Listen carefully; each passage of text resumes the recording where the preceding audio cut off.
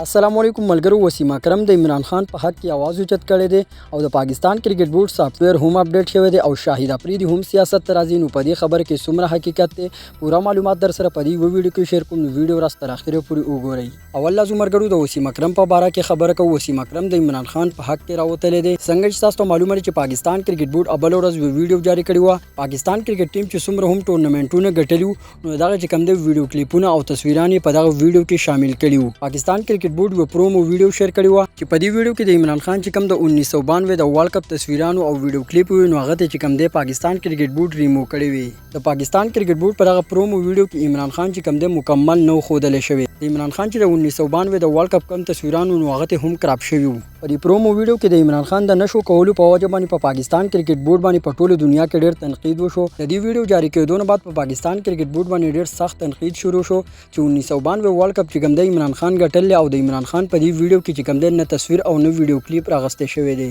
په ټویټر باندې هم دا یو ټرند جوړ شو چې شیم آن پی سی بی یعنی پی سی بی له شرم پکار دی چې داسې ناانصافي د عمران خان سره کړې ده. پاکستان کرکټ ټیم په خوانی فاست بولر وسیم اکرم د عمران خان په حق کې आवाज اوچت کړی دی. وسیم اکرم دا ټویټ کړی چې پی سی بی چې راکم ویډیو جاری کړی دا انتهایی ډیر غلط حرکت کړی دی چې د عمران خان تصویران او ویډیو کلیپ د دې پرومو ویډیو نه ریموو کړی دي. وسیم اکرم په خپل ټویټ کې ویلي چې د 1992 ورلد کپ هیرو او کپتان چې کوم دی د عمران خان وو.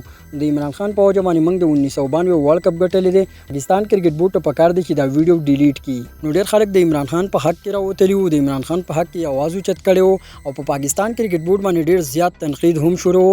نو بیګا چې کوم دی پاکستان کرکټ بورډ دغه ویډیو جاری کړه یعنی سافټویر اپډیټ شو او دوباره چې کوم دی اوس بل پرومو ویډیو جاری کړه چې په دې کې د عمران خان چې کوم د 1992 ورلد کپ کمی جلکیانې دی ویډیو کلیپ او تصویران دوباره راغستې شوي دي.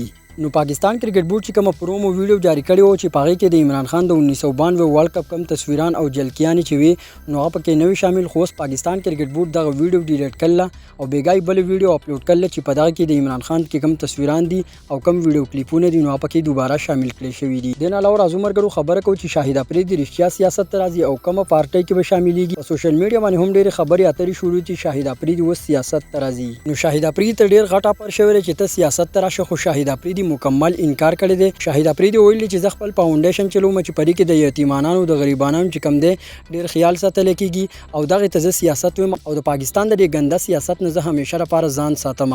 په سوشل میډیا باندې ډېر خبرونه چلیدو چې شاهد افریدي سیاست ته راځي او د پی ایم ایل ان په پارټۍ کې به شاملېږي. نو په دې خبرو کې هیڅ قسمه حقیقت نشته. شاهد افریدي ویلي چې زه پوره کوشش کوم چې د پاکستان د دې ګنده سیاست نه ځان وساتم.